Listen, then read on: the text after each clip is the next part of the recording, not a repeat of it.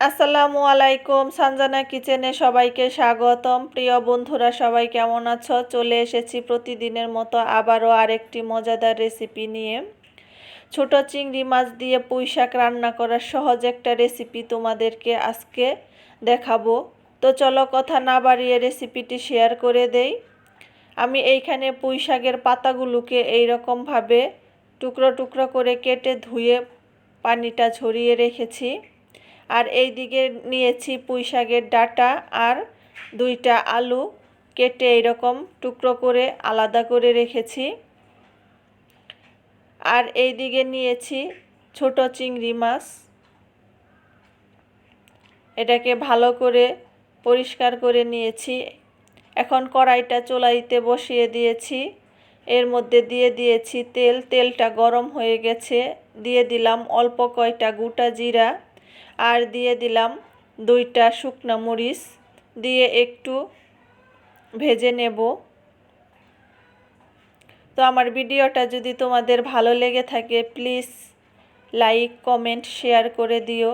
আর আমার চ্যানেলে যারা নতুন বন্ধু আছো তারা আমার চ্যানেলটি সাবস্ক্রাইব করে আমার বন্ধু হয়ে যেও। আর ভিডিওটা ভালো লাগলে অবশ্যই একটা লাইক দিয়ে দিও আর বেল বাটনটি অন করে রেখো আমার পরবর্তী ভিডিওর নোটিফিকেশন পেতে। তো আমি পেঁয়াজ দিয়ে দিয়েছি আর দিয়ে দিয়েছি কাঁচামরিচ। এটাকে একটু লাল লাল করে ভেজে নিয়েছি। এর মধ্যে দিয়ে দিয়েছি পরিমাণ মতো লবণ, দিয়ে অল্প একটু পানি দিয়ে দেব।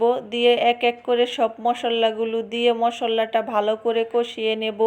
দিয়ে দিলাম হাফ চামচের মতো হলুদ গুঁড়া, ধনিয়ার গুঁড়া আর দিয়ে দিয়েছি হাফ চামচ মরিচের গুঁড়া। আর দিয়ে দিয়েছি অল্প একটু আদা রসুন বাটা। দিয়ে মশলাটাকে একটু কষিয়ে এর মধ্যে ছোট চিংড়ি মাছগুলো দিয়ে দিলাম। দিয়ে এটাকে ভালো করে মশলার সাথে মিক্সড করে একটু কষিয়ে এর মধ্যে পুঁই শাকের ডাঁটা আর আলুগুলো আগে দিয়ে দিলাম। দিয়ে ভালো করে মশলাটার সাথে মিক্সড করে একটু ঢাকা দিয়ে দিয়েছিলাম সেদ্ধ হওয়ার জন্য। তারপর পুঁই শাকের পাতাগুলো দিয়ে দিয়েছিলাম, দিয়ে ঢাকা দিয়ে রেখেছিলাম একটু সেদ্ধ হওয়ার জন্য। তো আজকে আমি এই রান্নায় কোনো পানি ব্যবহার করব না। পুঁই শাকের মধ্যেই যে পানি ছিল ওইটাই থেকে রান্নাটা হয়ে যাবে। আর শাকগুলো একদম এইরকম সবুজ সবুজ করে রাখবো, বেশিক্ষণ চুলায় রাখবো না, না হলে শাকটা লাল হয়ে যাবে। তো এইরকম করে আমি একটু সেদ্ধ করে নিলাম।